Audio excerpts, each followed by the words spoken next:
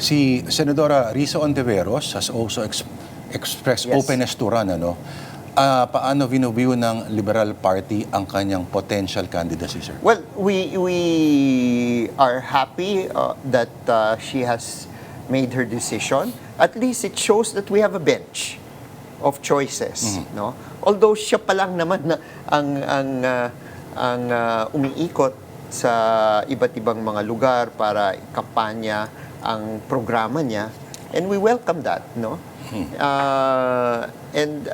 We hope that when the latter part of the year comes or first month, January comes, magkakaroon na ng unity kung sino ba talaga ang magiging kandidato.